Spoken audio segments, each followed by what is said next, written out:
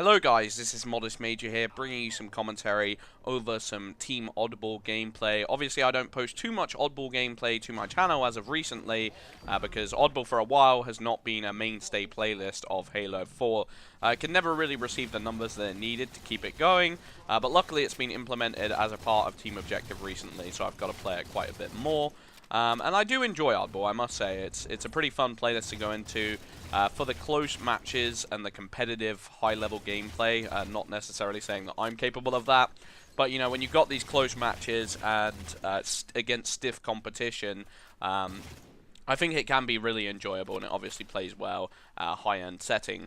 One thing I would say is, you know, this whole anniversary debacle of being able to throw the ball has kind of got people a little bit frustrated, and I can totally see why. It seems really weird that they've done such a good job of evaluating the considerations of the community when it comes to, should we toggle this on and off, should we toggle this on and off. You know, a perfect example of that is like the stalactites on lockout and the broken glass. You know, you're able to turn that on and off. Same thing with the switches on Ascension, where you can go back to playing Halo 2 the old way, or you can go back, you know, playing it the new way. Maybe some people would argue that they wish they could have done that with stuff like the button combos and the BXRs, but overall I feel like they've done a pretty good job listening to the community and implementing feedback where possible, and I really hope they haven't dropped the ball. I really didn't want to use that corny metaphor, but there we go, on that whole Oddball debacle. But nevertheless, I want to go into the commentary for today, and the topic is actually regarding the idea of 343 doing a good job, or I should say Certain Affinity doing a good job of implementing feedback and listening to the community's concerns, I should say. And today's latest video is no exception. Today they brought out the Forge evaluation, where they first basically unveiled what's going on with Forge, and it's got me and a lot of other people pretty darn excited. I'm going to leave a link in the description for you guys. You can check it out for yourself and see what you think of it. But for me, you know, Forge is always the sort of thing that has kind of raised alarm bells in my head, and it's something that I always find myself questioning whether it's actually improved the semi-competitive matchmaking multiplayer space.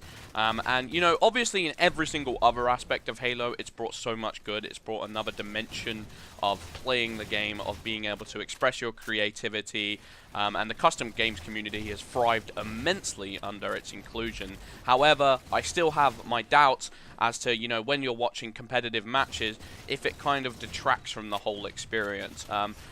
Really starting from Halo Reach, you know, the thing is with Halo 3, although Halo 3 had Forge, they also started off with like this base map lineup that was really, really strong, and Forge didn't really detract from that in any way, shape or form. But when they started with Halo Reach, you know, half of the maps were like base maps, and half of the maps were, you know, remade maps using the Forge engine. And to me, the Forge engine has never looked aesthetically pleasing enough to keep it going, and it's always been something that, to be honest, it's one of the main reasons that detracted me from playing Halo Reach. It's one of the reasons I say it's one of my lesser Halo games, because I'm really, really interested in the 4v4 multiplayer maps. Although I might not play Halo at a super high-end, high level, you know, I might not have the most expert gameplay out there by any stretch of the imagination, I still appreciate 4v4, I still appreciate the competition that goes into that, and it's just something I've really, really enjoyed. And when a bunch of the maps on Halo Reach were knockoffs, especially in the 4v4 sector, I was pretty frustrated, you know, maps like Asylum. And the thing that kind of bothered me about it is, you know, Halo 2 came out maybe 6 years before Halo Reach, maybe a little bit more. I don't want to do the math on that because I'm terrible at maths. You know, it came out a fair stretch of time before Halo Reach did, and yet Halo 2's Sanctuary looked far, far, far superior, in my opinion, to Halo Reach's Asylum. And that's primarily down to the fact that the art design was just incredible on it. But to me, like, the visual palette of Halo Reach's Forge world always looked quite muddy and grey. Then we transitioned into Halo 4's Forge, and people were getting a lot more excited because it looked like they had different settings within that you could forge within, and it just looked like they'd put a lot more thought into it and a lot more depth, and people were definitely getting excited. But then I felt like Halo 4 came with its own its own laundry list of problems, which was pretty darn frustrating. And for me, one of the main things for that was the idea of the frame rate slowing down, and you were unable to now play split screen on Halo 4. Now, split screen was such a huge part of Halo 3, and Halo 2 multiplayer. I can't tell you the amount of times we ran into like groups of split screeners. I can't tell you the amount of times I had like an all-nighter session split screen. And a lot of people, you know, that was their primary experience. One of my best friends in real life had to stop playing Halo 4 because they kept adding in more and more Forge maps. Then Forge Island came in, and the frame rate would just slow to the point they could never play the game. Even some of the base maps had problems with that. So yeah, overall it was pretty frustrating.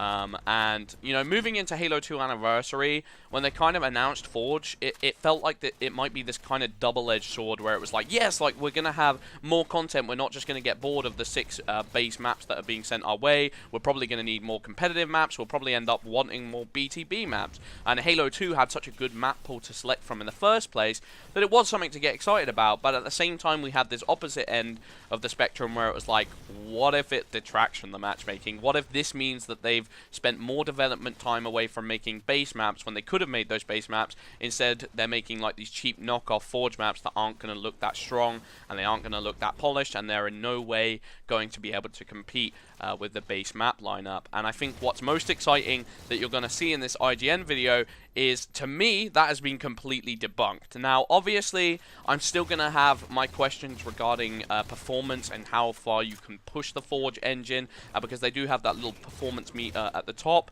but they basically, you know, they've gotten rid of the budget system, and you just have this base, like, this is your performance. If you want to go over it, you can, but the map's going to go down in frame rate. Considering this is the first game that's going to be the first Halo game that's going to be in 60 FPS, unless you count the PC releases, I still do have my worries of, like, you know, will the performance be really, really easily tampered with? Because I've heard some people, you know, talking about how they want to make these massive projects. Duquesne23 has been saying, like, I wonder if you can remake Forge World from Halo Reach in this engine. But regardless, the engine looks like it has a ridiculous amount of potential. They showed off this outpost that they created just using Forge assets, and they said they only used a fraction of what's actually capable within the Forge engine within this outpost. And the outpost looked absolutely incredible. On top of that, they had a remake of Beaver's Creek within the engine, and it was just mind-blowing. It was the best version of Beaver Creek I had ever seen by far, and that's including the Halo Reach version, which was a base map. I think it, like, pretty much blew it out the water in terms of graphical fidelity, in terms of just, you know, the sheer illustrious beauty of the map that was shown on the display. I just couldn't get enough of it, and to be honest, I think they've greatly improved their chances across the board. And I think one of the things that's crazy for me is that they didn't have to do this, you know, like, they've already covered their bases so well. I feel like although people might have been a little bit frustrated, a little bit bitter, there wouldn't have been an outcry if they'd have said we are unable to do Forge within Halo 2 Anniversary. I think some people would have been frustrated, but they would have moved on because they know that there was Forge within each game. And Certain Affinity just decided to knock the ball out the park and just say, this is it. Like, we've not only put Forge in, but we've made changes to significantly improve it in a grand amount of ways. And I think one of the ways they've done this as well is having these switches, these dynamic switches which affect the environment. For example, they showed off like switches that were connected to vehicles and could blow up on command. They showed switches that can build bridges and materialize them or unmaterialize them at will. And it basically means the Forge experience is going to be a lot more dynamic, and you could make something similar to like an adventure map or a puzzle map. And yeah, like, I don't know what to say, guys. I'm a little bit blown away by MCC. Like, I was already blown away by MCC, but like, I'm just being swept off my feet right now, not only as a Halo player, but just as a gamer. Like, if you separately look at this experience and what they're trying to deliver, I just think it's mind-blowing. I don't know what to say, guys. It's kind of, this video made me really, really happy, and I hope it makes you guys happy as well, and I hope you guys can appreciate just how much work must have gone into this, and, you know, like, the fact that this is like a $60 title, like, are you crazy? Like, this is insanity. What they could have done is they could have, like, cut this in halves and siphoned it into DLC and made you this terrible experience, and I guarantee you if EA was in charge, that's exactly what would have happened, or even Activision. And luckily, we've just gotten the luck of the draw, and we've got this incredible system seller title that just looks beautiful. I don't know what to say, guys. It's really made me happy, and I hope you guys can appreciate that. But anyway, I've been Modest Major. I really, really recommend you check out this Forge video in the description. Thank you very much for watching, guys. I've been Modest Major. Peace.